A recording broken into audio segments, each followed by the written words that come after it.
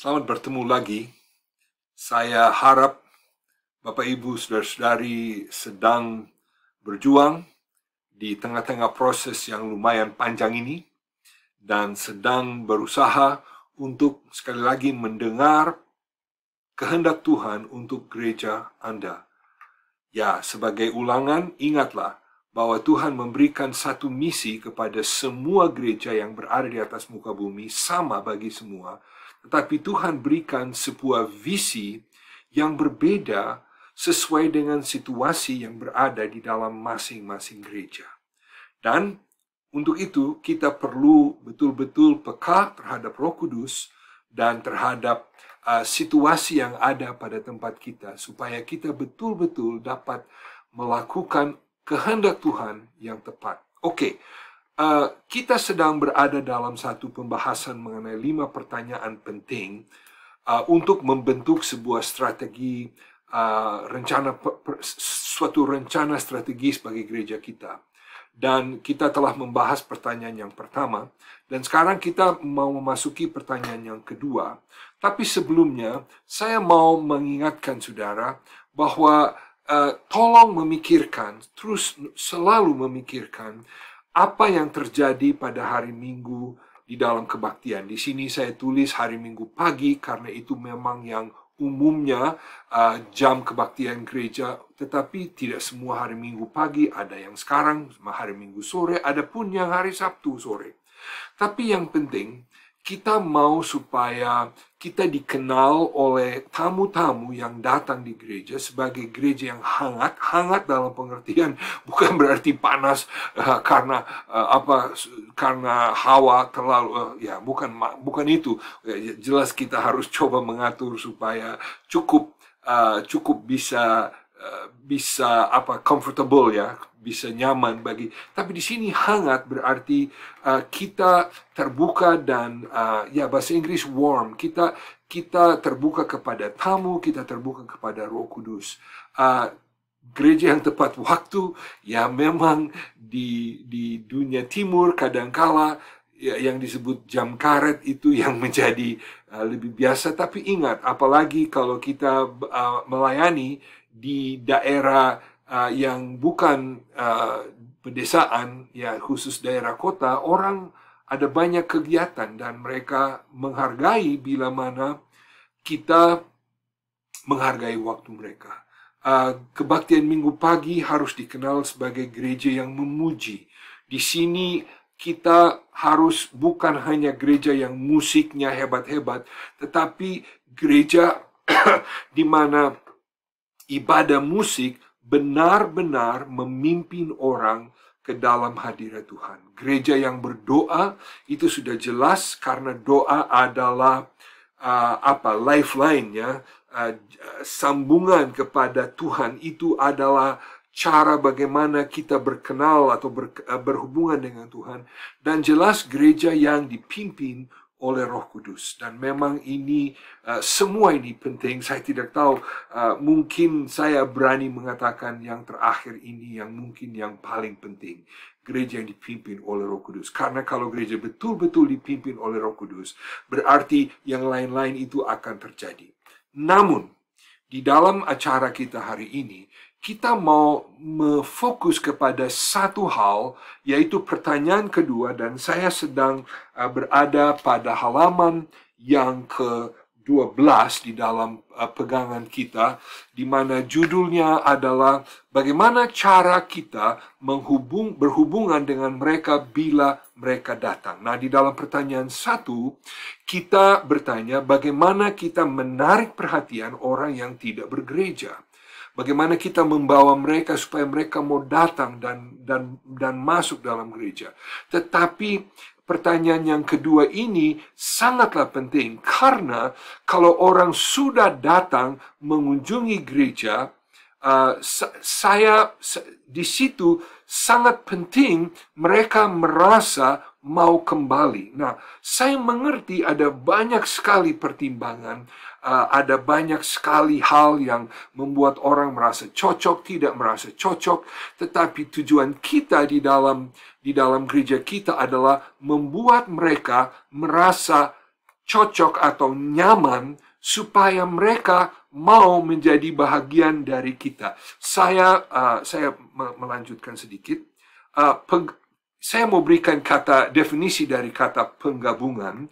Di sini kami juga memakai kata asimilasi, tapi penggabungan berarti proses memindahkan orang dari pengunjung baru masuk sampai mulai dimuridkan. Nah, di situ pasti kalau mereka belum kenal Tuhan, kami harap bahwa mereka akan mengenal Tuhan, mereka akan mengenal dan terima Tuhan, tapi saudara belum tentu. Nah, pasti akan ada orang yang mengenal Tuhan sebelum dia datang ke gereja. Dia puji Tuhan, kita terima mereka sebagaimana mereka ada, dan kita membawa mereka menuju kepada proses pemuridan.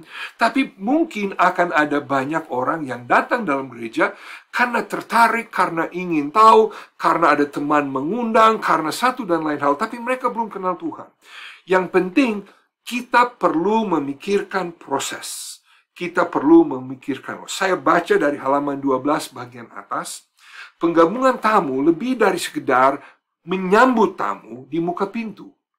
Penggabungan adalah proses memindahkan pengunjung baru ke tingkat pemuridan yang lebih tinggi. Dari orang yang belum percaya menjadi reproducer. Itu tujuan kita, dan ini lebih banyak dibicarakan di dalam bukunya pendeta Garrison, bab yang ke-6. Penggabungan tamu yang efektif akan membawa mereka dari kunjungan mereka yang pertama kepada keterhubungan yang kuat dalam waktu 6 minggu, dan kepada pemuridan yang aktif melalui keterlibatan di dalam pelayanan atau partisipasi dalam kelompok kecil dalam waktu 18 minggu. Nah, ini adalah sasaran yang dianggap baik. Jadi harapan kita, saya coba ringkaskan saja, harapan kita adalah dari sejak pertama kali mereka bergabung, dalam waktu 6 minggu, kita mau menciptakan situasi supaya mereka merasa ini adalah tempat di mana saya suka berbakti. Dan itu 6 minggu adalah 1,5 bulan. 18 minggu adalah ya kira-kira 18 ya. 18 kira-kira adalah 4 bulan lebih, 4,5 bulan. Dalam 4 bulan kita harap mereka bukan hanya mengunjungi gereja, tapi mereka juga sudah menjadi terlibat di dalam proses pelayanan atau dalam kelompok kecil. Jadi ini memerlukan proses, dan saudaraku, di dalam setiap gereja proses itu akan berbeda.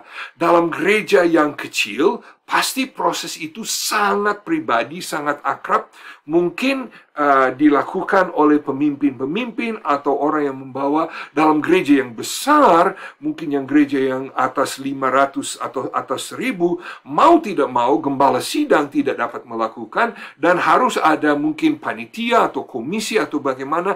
Sebenarnya caranya yang kita gunakan bukan itu, tidak penting.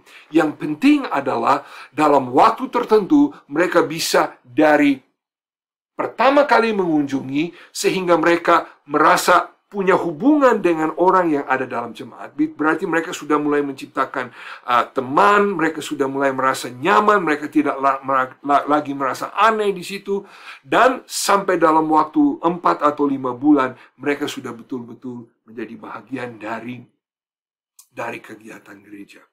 Nah, kita akan mulai memikirkan proses itu. Boleh dikatakan dari tempat parkir.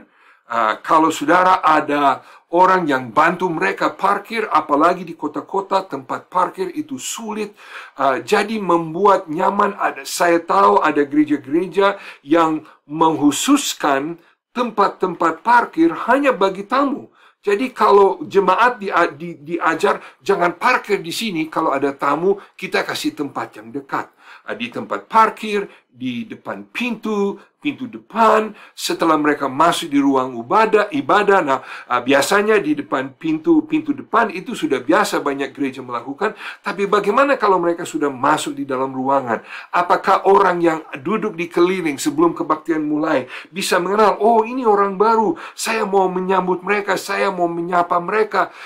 Dan mungkin satu hal yang jarang dipikirkan, tetapi sewaktu pulang, kita perlu memikirkan kalau ada orang baru, mungkin kita akan cepat bertemu dengan mereka. Hey, senang Bapak Ibu, saudara-saudari, adik-adik datang kebaktian hari ini. Aduh, saya sangat senang, nama saya bla bla bla, dan saya mau, maksudnya sudah betul-betul mau menyapa orang. Saya belum lama cerita, saya akan mengulangi cerita ini.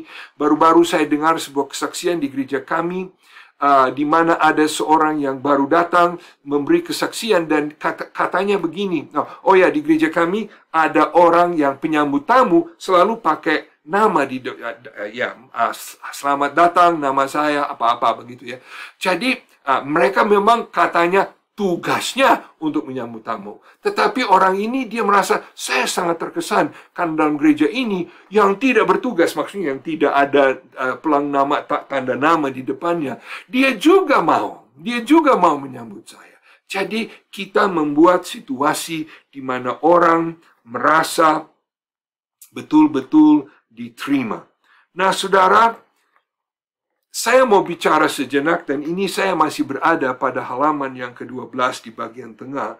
Ketika anggota gereja ditanya, apakah mereka, yaitu anggota gereja, termasuk ramah? Hampir selalu mereka akan menjawab, oh ya, pasti kami ramah, pasti kami selalu ramah. Tetapi mungkin ini berarti bahwa kami ramah atau friendly dengan orang yang sudah kami kenal. Dan memang saudara, itu merupakan satu tantangan yang besar sekali bagi kami. Orang yang kami kenal, mudah sekali kami friendly atau ramah dengan mereka. Tetapi ramah berarti kami friendly kepada orang-orang. Saya membaca dengan huruf yang ada di huruf miring. Apakah gereja Anda mudah berteman dengan orang yang belum bergereja dan orang-orang baru? Nah, ini pertanyaan yang kita harus bertanya, dan sebenarnya ini bukan hanya pertanyaan yang harus ditanya oleh orang yang secara tugasnya untuk menyambut tamu, tapi seluruh jemaat. Apakah jemaat sungguh ramah terhadap orang? Nah, saudara, ketahuilah, saya tidak tahu di gereja saudara, tapi umumnya, kalau orang datang berbakti di gereja, mereka akan bercakap-cakap dengan siapa? Ya, pasti mereka akan bercakap-cakap dengan orang yang sudah mereka kenal. Ya, itu sudah masuk akal. Dan saya sendiri melakukan demikian. Saya kadangkala kalau belum kenal orang, ya suka, ya agak segan untuk bicara. Tetapi saudara, apa yang menjadi perasaan orang yang baru datang, orang yang pertama kali hadir, kalau mereka datang dalam kebaktian, lalu mereka melihat orang sini sedang bicara dengan temannya, orang sana sedang bicara dengan temannya, saya bicara dengan siapa?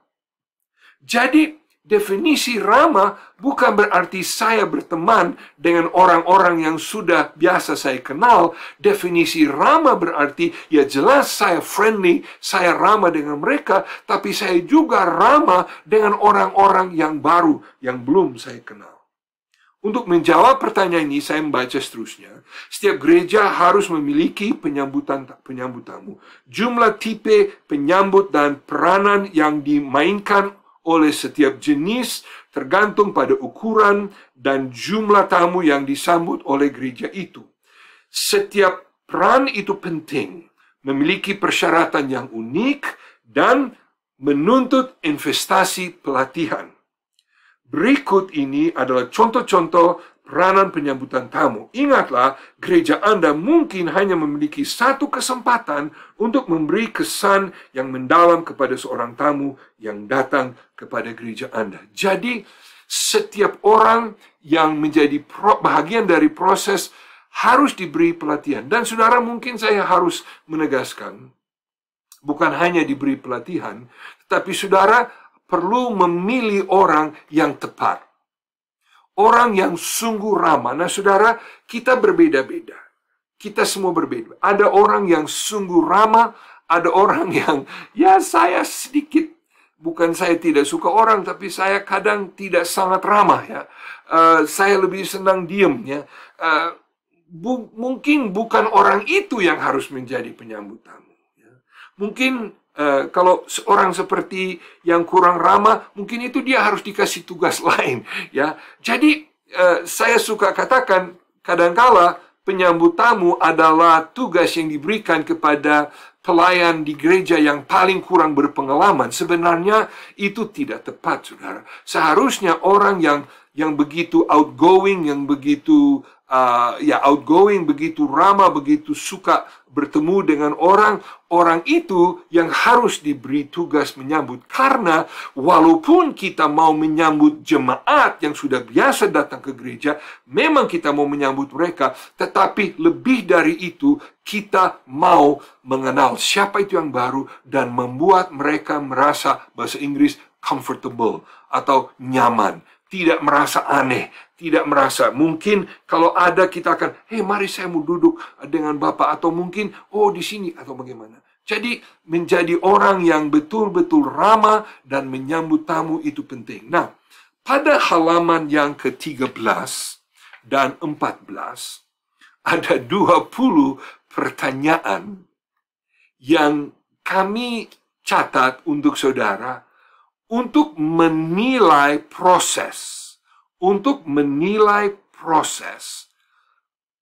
penggabungan. Nah, di sini menyambut tamu itu hanya bahagian awal dari proses. Saya kira saya tidak akan membaca semuanya, tetapi saya tahu ini memang banyak dan panjang, tapi saya sangat mendorong saudara untuk memikirkan masing-masing ini. Percuma saya membaca, tetapi di dalam kelompok bersama, dapatkah saudara membahas ini satu persatu? Atau mungkin pemimpin kelompok, Bapak Ibu Gembala, bisa memilih beberapa pertanyaan di sini yang penting di dalam gereja Bapak Ibu, dan mulai membahas itu bersama. Sekali lagi, tujuan kita adalah membuat orang yang pertama kali mengunjungi gereja kita, entah sudah mengenal Tuhan atau belum mengenal Tuhan, tapi pertama kali mengunjungi dan tidak bergereja, membuat mereka mau bergabung. Nah, mau bergabung berarti mereka harus punya sahabat, mereka harus punya tidak merasa aneh, mereka harus bisa merasa bahagian, dan kemudian daripada itu, proses penggabungan itu membawa mereka dari merasa nyaman sehingga menjadi terlibat. Satu hal yang saya mau nambahkan, cuma sekedar tambahan. Kita mau membuat mereka merasa bahagian daripada kita sebelum kita membuat mereka menjadi seperti kita. We want them to feel like they belong before they must become like us. Jadi saudara, terima siapa saja. Waktu Yesus melayani, dia terima semua jenis orang. Dia terima pelacur, dia terima pengemis, dia terima orang kaya, dia terima petinggi agama, dia terima siapa saja. Sebenarnya hanya ada satu orang yang Yesus melawan, yaitu orang yang munafik, dan orang itu adalah petinggi-petinggi yang agama, yang orang Farisi dia. Tapi mereka pun dia terima karena ada orang Farisi pun yang ikut dia. Yesus terima segala macam orang. Nah, saya mau tekankan kepada saudara, tolong buka pintu hati Bapak Ibu gereja supaya semua orang merasa diterima di situ.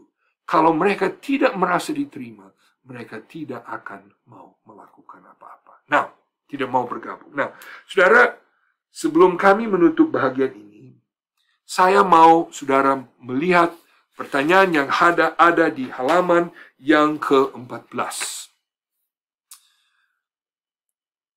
Pertanyaan satu, bagaimana akan kita terima tamu yang pertama kali hadir di dalam gereja kita? Oke, bagaimana caranya? Saya kira sudah pasti harus belajar kenal mereka. Saya kira sudah pasti sekurang-kurangnya harus minta, ya jangan dipaksa, tapi harus minta keterangan, mungkin keterangan HP mereka, atau keterangan tempat tinggal mereka, atau bagaimana. Apa yang akan Bapak Ibu melakukan? Saya kenal sebuah gereja yang pernah kami berbakti.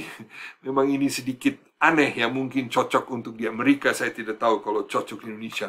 Setiap ada orang yang pertama kali datang dan mereka bersedia mencatat di dalam minggu tersebut, mereka datang ke rumah orang itu bukan untuk bersaksi atau apa-apa, tapi mereka bawa sepiring kue yang dimasak, baru dimasak, enak-enak. Sebagai tanda, terima kasih sudah datang. Wow, hebat juga ya, hebat juga. Tapi memberi perhatian. Lain gereja ada panitia khusus. Kalau gereja cukup besar, ada panitia khusus. Atau kalau mungkin lain gereja, gembala sidang akan menulis tangan satu kartu ucapan terima kasih yang ditulis tangan oleh gembala sendiri. Atau mungkin akan ada, misalnya kalau itu orang muda, akan ada orang muda mengajak datang. Atau mungkin, ada banyak macam cara. Tujuannya adalah menciptakan hubungan. Menciptakan hubungan. Supaya mereka merasa, ada orang yang saya kenal di dalam gereja itu. Apa cara yang akan saudara gunakan? Jangan diizinkan itu kebetulan. Nomor 2, apakah proses yang akan kita ikuti untuk menindaklanjuti mereka dalam kurung waktu 6 minggu pertama agar mereka menjadi terhubung dengan kehidupan gereja. Nah, jadi saudara tolong memikirkan pertanyaan-pertanyaan ini dan membuat secara tertulis satu program yang cocok untuk gereja saudara.